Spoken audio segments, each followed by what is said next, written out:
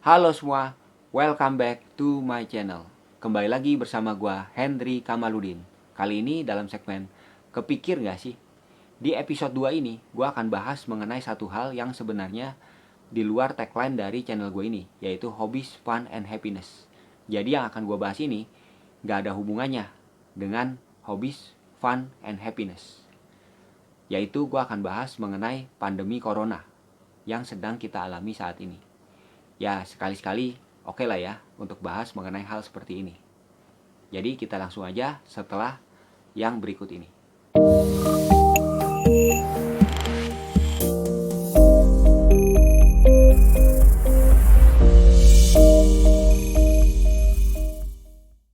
Seperti yang kita ketahui, virus corona atau yang dikenal juga dengan nama COVID-19 ini awalnya muncul di kota Wuhan, China, sekitar bulan Desember tahun 2019, jadi di akhir tahun lalu. Dan sejak saat itu, virus ini menyebar dengan sangat cepat, mewabah bukan hanya ke seluruh China dan sekitarnya, tapi juga ke seluruh dunia, dan menjadi pandemi global, termasuk ke Indonesia. Di bulan Juli tahun 2020 ini, jadi kurang lebih udah setengah tahunan, sudah ada lebih dari 13 juta orang di seluruh dunia yang terjangkit oleh virus ini. Dan sudah lebih dari setengah juta orang yang meninggal dunia akibat virus ini di seluruh dunia. Di Indonesia sendiri, sudah hampir 80.000 orang yang terjangkit oleh virus ini. Dan sudah hampir 4.000 orang yang meninggal dunia akibat virus ini. Sedemikian berbahayanya virus ini. Nah, gue akan mengajak kalian berpikir mengenai beberapa hal. Yang pertama, mengenai awal kemunculan virus corona ini. Yang kedua, apa yang terjadi sekarang akibat adanya pandemi corona ini.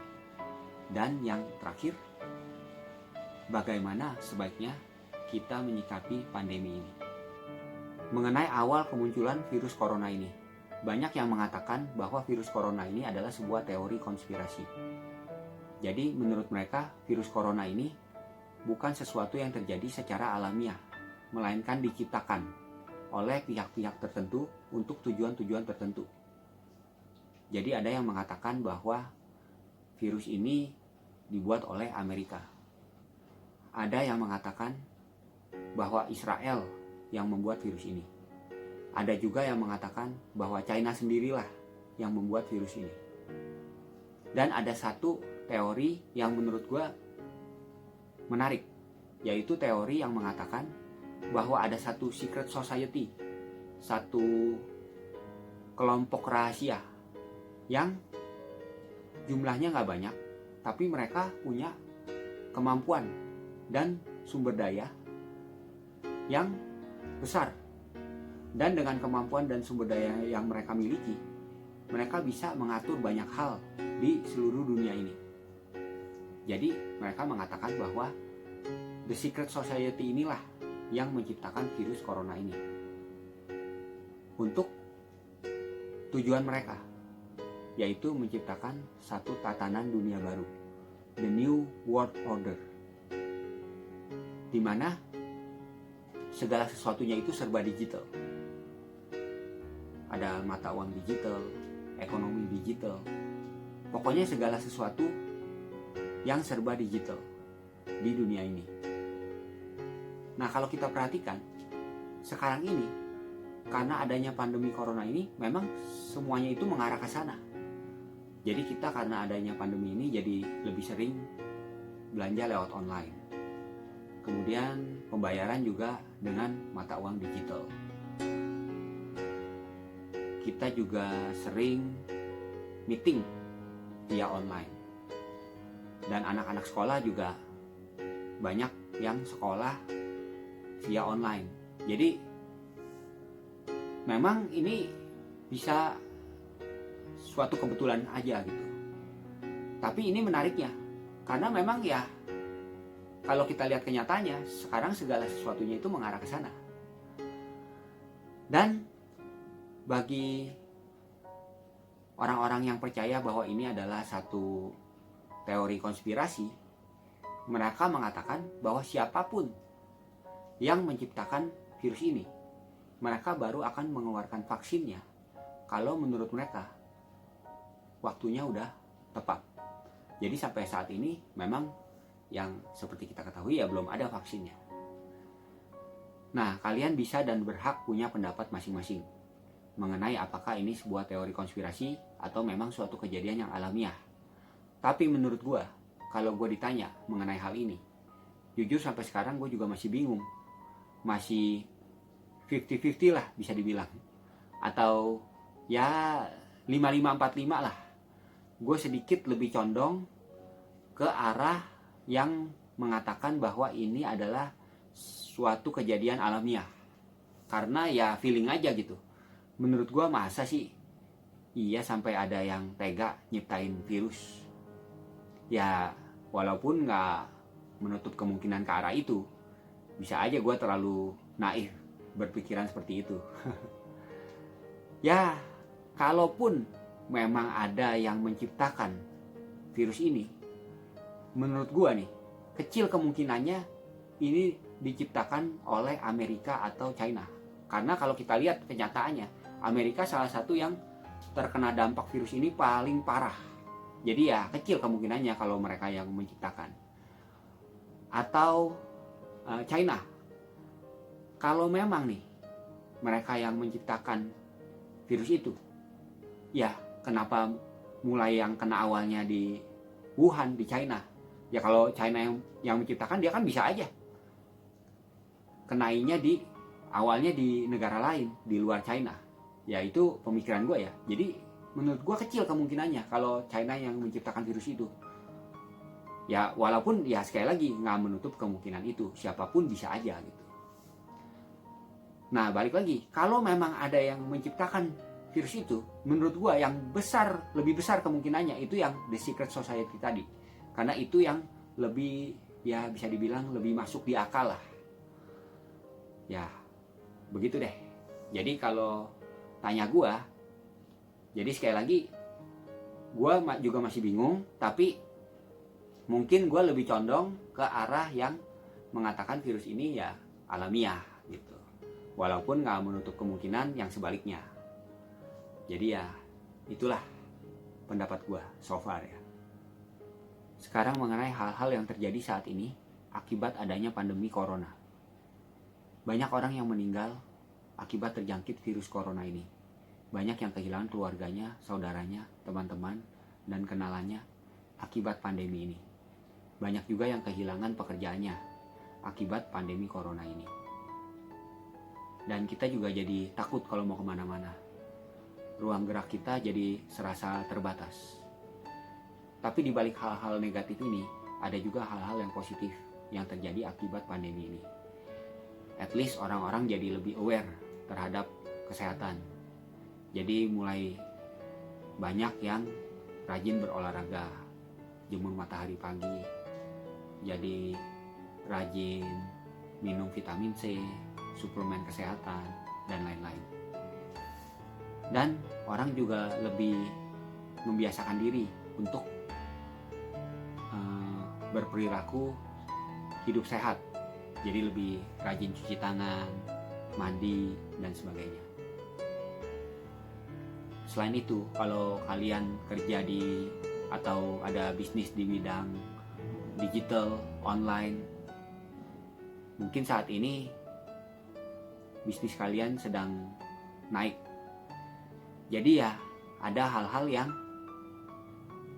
bisa kita syukuri di saat-saat seperti ini. Jadi gue percaya di balik setiap kejadian itu ada hikmah yang bisa kita ambil. Ya gue juga merasakan ada kenalan gue yang meninggal akibat corona. Dan gue juga kalau mau kemana-mana gue belum berani. Gue orangnya parnoan. Jadi gue masih takut. Kayak misal ke mall gitu, gue masih takut tuh, belum berani gue. Gue merasa ruang gerak gue nih terbatas banget nih so far. Ya termasuk anak gue, Dev, juga kasihan tuh. Menurut gue anak-anak salah satu yang paling kasihan di masa pandemi ini.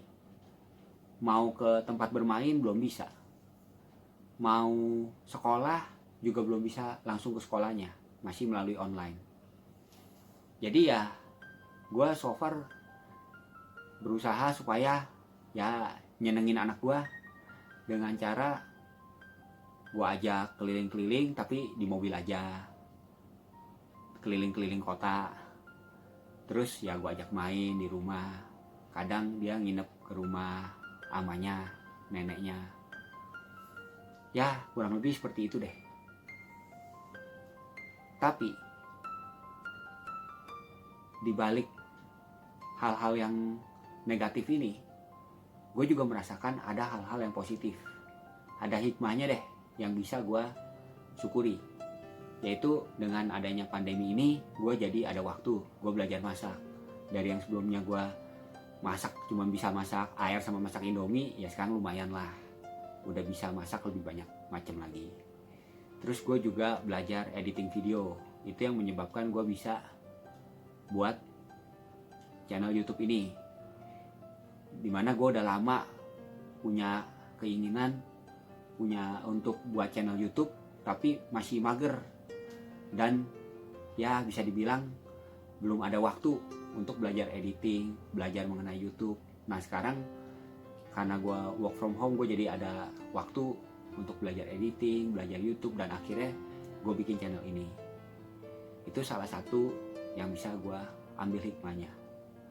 Jadi ya daripada stres, gue pikir ya, daripada stres pikirin corona ini terus, corona terus, lama-lama bisa gila gitu. Jadi mendingan gue ambil hikmahnya. Jadi gue belajar sesuatu di masa work from home, di masa stay at home ini. Jadi ada yang bisa gue pelajari, nambah ilmu lah gitu. Jadi so far sih gue belajar masak, sama gue belajar untuk bikin video YouTube. Dan jadilah channel ini. Kalau mengenai kenapa pandemi corona ini udah terjadi cukup lama, sekitar 6 bulanan, dan masih banyak yang kena sampai sekarang, itu menurut gue karena 3 hal. Yang pertama, udah pasti karena belum ada vaksinnya. Nah, yang kedua dan yang ketiga, 2 hal ini adalah karena justru menurut gue corona ini virus yang bahayanya nanggung. Jadi karena bahayanya nanggung, justru menjadikan dia sangat berbahaya. Jadi yang gue maksud ini, 2 hal ini adalah corona ini masa inkubasinya 2 minggu. Dan yang satunya lagi adalah gejalanya. Gejalanya ini adalah penyakit ya bisa dibilang saluran pernafasan. Yang ya kalau kita lihat gejalanya nggak serem-serem amat gitu. Jadi ya mungkin kurang lebih kayak TBC lah gitu. Jadi bukan sesuatu yang ngeri gitu. Nah, gue bahas satu-satu. Mengenai yang masa inkubasinya 2 minggu. Bayangkan, kalau masa inkubasinya corona ini cuma 2-3 hari, itu akan jauh lebih gampang buat menyelesaikan masalah corona ini. Tinggal pemerintah bikin lockdown, ya let's say 3 hari lah. Kan bisa tuh harusnya. Kalau cuma lockdown 2-3 hari. Kayak nyepi aja di Bali sehari kan bisa. Nah ini ya 2-3 hari bisa lah gitu.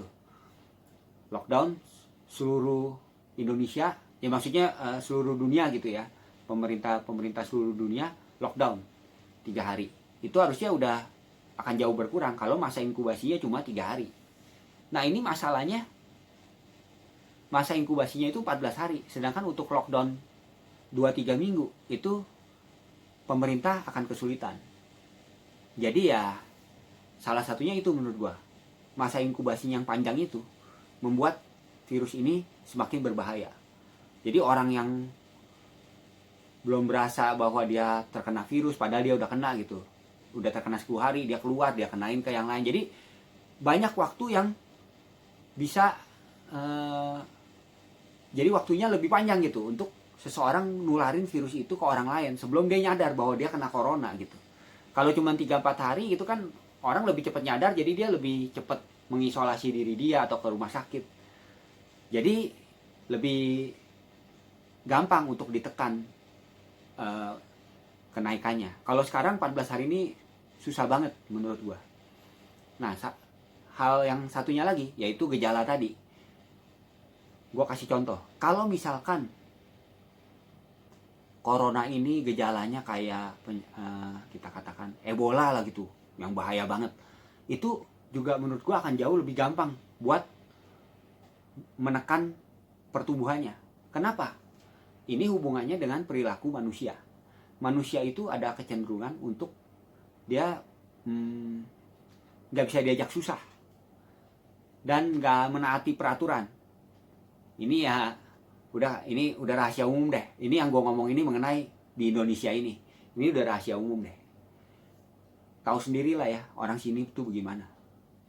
Kayak nggak bisa diajak susah dikit gitu. Nggak bisa terus kayak ya mau diajak disiplin tuh susah banget gitu. Padahal untuk kebaikan sendiri. Jadi dia lihat corona cuman sakit kayak saluran pernafasan gitu. Paling mentok kayak TBC lah. Ya udahlah, ibaratnya gue ambil resiko aja nggak apa-apa lah, ibaratnya gitu ngomongnya, kasarnya deh gitu deh. Gue ambil resiko aja nggak apa-apa deh, gue males gue kalau pakai masker gitu, ngap, jadi nggak pakai masker, keluar. Terus kalaupun pakai masker di bawah hidung gitu ya, percuma ngapain pakai masker di bawah hidung, mendingan gak usah pakai sekalian, capek-capekin aja, lihatnya juga nyebelin gitu. Mau pakai ya pakai gitu semuanya. Nah terus udah nggak pakai masker nih. Kalau jaga jarak apa? Nggak jaga jarak, dempet-dempetan, rame-rame. Kadang-kadang acara yang nggak penting yang harusnya ada diadain, rame-rame, nggak pakai masker, dempet-dempetan. Waduh itu udah capek deh, speechless deh bisa dibilang gitu.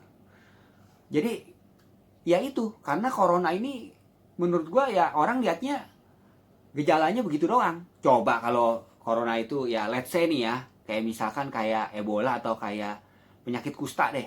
Jadi penularannya kayak corona, masa inkubasinya kayak corona, tapi gejala penyakitnya kayak penyakit kusta. Orang kan kebanyakan kan kalau gue lihat nih takut nih sama penyakit kayak begitu.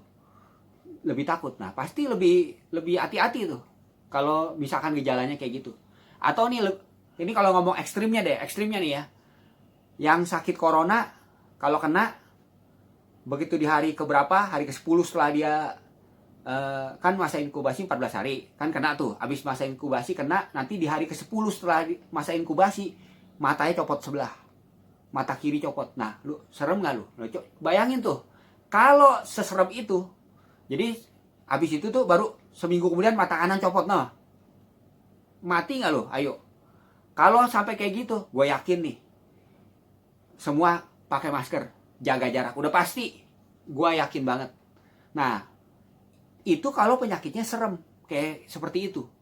Kalau penyakitnya kayak begitu, baru tuh nggak usah pemerintah bilang PSBB apa, pakai ini, anjurin pakai masker, nggak usah, dia akan pakai sendiri. Mesti digituin, ya kan capek gitu, ngapain? Sebenarnya nggak perlu digituin ya. Ini lu harusnya bersyukur ini nggak begitu serem gitu ya. Lu harusnya bersyukur, lu tinggal pakai apa sih susahnya gitu pakai masker? Apa sih susahnya jaga jarak? Lu begitu kalau semua orang pakai masker, jaga jarak, ikutin protokol kesehatan, gue yakin nih sebulan juga udah, ya mungkin kalaupun belum hilang juga udah tinggal sedikit deh di Indonesia ini. Ya seluruh dunia lah ikutin gitu, seluruh dunia udah tinggal dikit ya, walaupun belum ada vaksinnya masih ada yang kena, tapi kita udah jauh lebih aman gitu, udah tinggal sedikit yang kena. Tapi ya susah gitu, ya nggak cuma di Indonesia sih, nggak cuma di Indonesia, banyak yang begitu. Di Amerika juga begitu, keras kepala, susah dikasih tahu apa semua, lebih gawat malah iya mungkin ya. Jadi ya ini gue ngomong nggak cuma di Indonesia, tapi karena gue orang Indonesia, tinggal di Indonesia, ya gue ngomong lebih lebih maksudnya lebih berat ke Indonesianya. Maksudnya ya gue ngomong lebih apa ya, lebih spesifik ke Indonesia, tapi ini juga gue ngomong secara general untuk seluruh dunia gitu. Jadi ya apa sih susahnya gitu kalian ikutin protokol kesehatan gitu, tahu untuk kebaikan bersama juga. Jadi sekali lagi nih, ini yang bikin orang jadi apa ya namanya, nggak mau cuek gitu.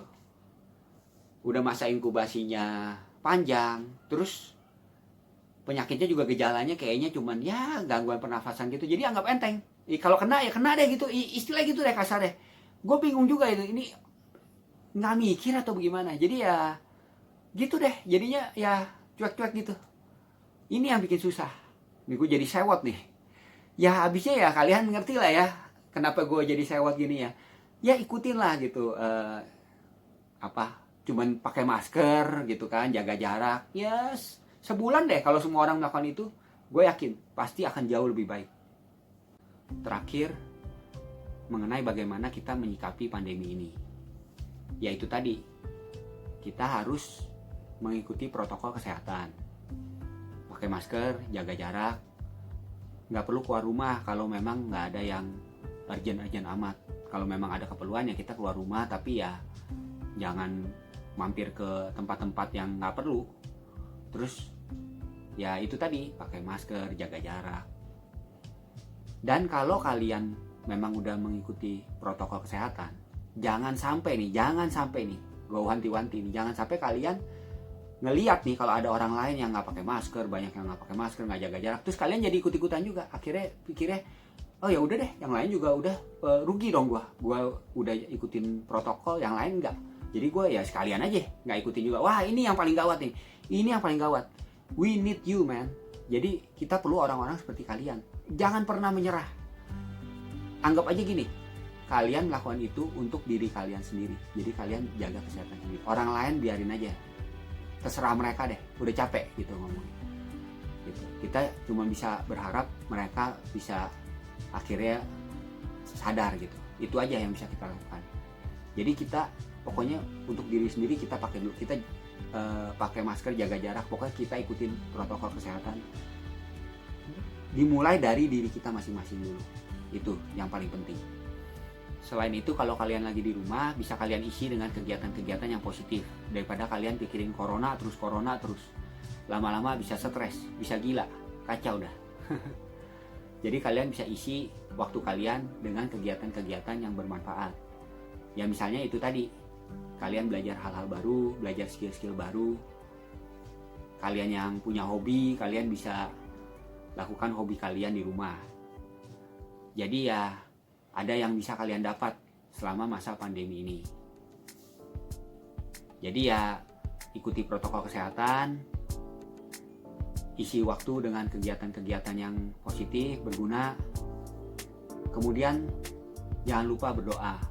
Jadi kita berdoa supaya pandemi corona ini bisa cepat berlalu. Ya itulah kurang lebihnya bagaimana sebaiknya kita menyikapi pandemi corona ini. Kita doakan sama-sama supaya pandemi ini bisa segera berlalu. Ya, demikianlah episode Kepikir Nggak Sih kali ini. Thank you for watching. Sampai jumpa di video berikutnya. And remember, enjoy the little things in life and always be happy. Bye.